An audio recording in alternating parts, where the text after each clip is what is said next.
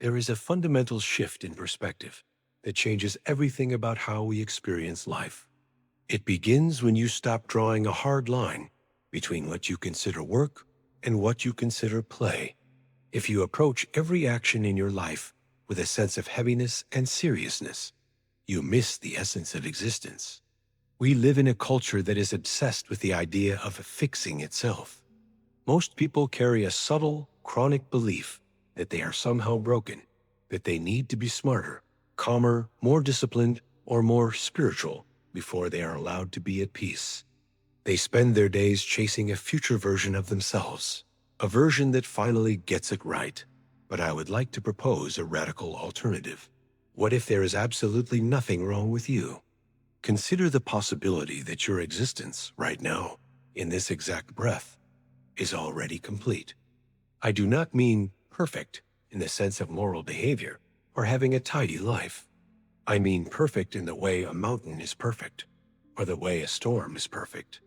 A cloud does not look at itself and wish it had a different shape. A flame does not criticize itself flickering to the left instead of the right.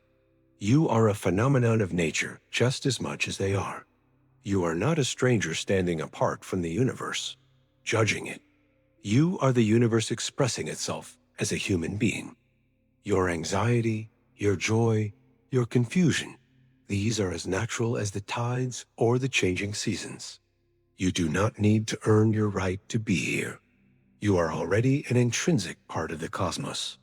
There is a profound factual reality that we often overlook. We often speak of coming into this world as if we arrived from somewhere else, like visitors stepping into a foreign room. But you did not come into this world.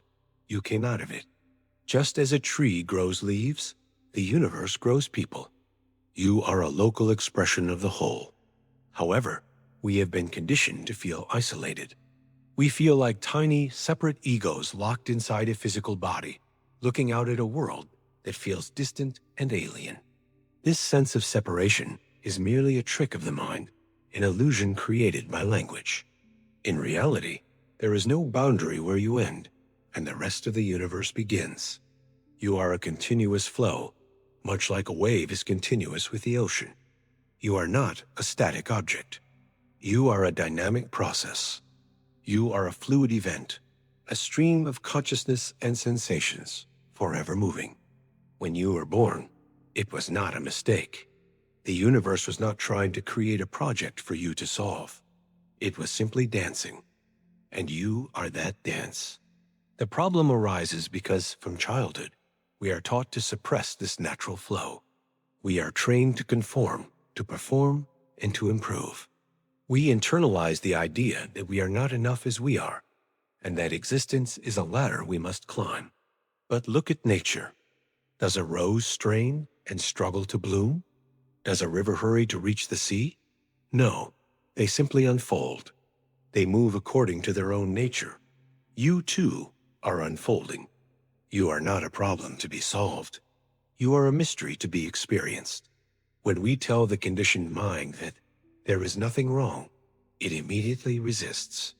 It points to your past mistakes, your flaws, and your guilt. But even those things are part of the pattern. We treat life as a test, a courtroom where we must prove our worth to society or to God. We become actors on a stage of self-improvement, constantly adjusting our masks. But this entire struggle is based on a false premise. The meaning of life is not to achieve something in the future. The meaning of life is simply to be alive. It is so obvious that we miss it. Try to connect with the raw sensation of existing. Forget your name, your job, and your history for a moment. Just feel the presence of I am. That presence is not critical of you. It does not have a to-do list. It just is. Just as the sky allows clouds to drift through it without judgment, your awareness allows thoughts and feelings to pass. The sky does not scold a cloud for being dark. It simply holds the space. Yet, we humans believe we are the exception to nature's laws. We believe we must justify our breath. This belief is the root of our suffering. Your imperfections are not errors. They are the texture of your being. You do not need to become spiritual. In fact, even your desire to escape your own flaws is part of the perfection of the moment. It is like the ocean trying to become wet. You are already what you are seeking. Instead of trying to edit yourself into a better person, what would happen if you simply observed who you are right now, without interference? The moment you stop fighting your own experience, a deep relaxation occurs. You realize that the critical voice in your head is just another thought, and you are the silence beneath it. You are the vast, wild, unfinished nature of life itself. This does not mean you become a statue and do nothing. It means you stop straining. You stop swimming against the current. There is a concept known as effortless action, moving with the grain of life rather than against it. When you stop forcing a purpose, your true purpose emerges naturally, like a laugh or a song. It is not laziness, it is alignment. It is the art of sailing rather than rowing. There is a great irony in our search for authenticity. We try so hard to be ourselves, but the effort itself pushes us away from the goal. Authenticity is not something you build. It is something you relax into. Trying to be spontaneous is a contradiction. The more you ask, "Am I doing this right?" the more lost you become. It is like a dog chasing its own tail. Eventually, you have to laugh at the absurdity of it. The you that is trying to fix you is the only thing that is unnecessary. You don't need to become yourself. You cannot be anything else. We must also look at where our self-image comes from. You did not create your personality alone. It was given to you, layer by layer, by parents, teachers, and society. You built a character to survive and to be loved. You became a collage of other people's expectations. But eventually, this role becomes exhausting. You feel a deep fatigue, not of the body, but of the soul. You realize you have been wearing a costume that doesn't fit. The danger lies in believing that the costume is you. The role is useful for navigating society, but it is not your essence.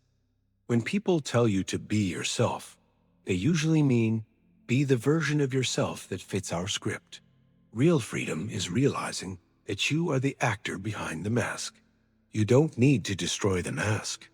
You just need to know it can be taken off. Beneath the social role is the witness, the consciousness that was never broken, never stained, and never needed fixing. So, what remains when you drop the narrative? Silence remains. Awakening is not about acquiring new spiritual skills.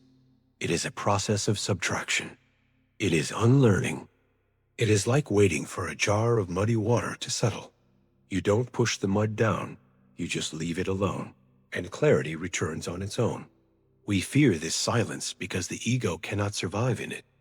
But in that silence, you find your true nature. You find it not by thinking harder, but by trusting the stillness. How then do we live this way? We live like the sky. The sky does not cling to the thunder or the sunshine. It allows everything to pass. If you stop clinging to the story of who you should be, you can live with that same vastness. You begin to trust the rhythm of life. You realize you don't need to control the river. The river knows where it is going.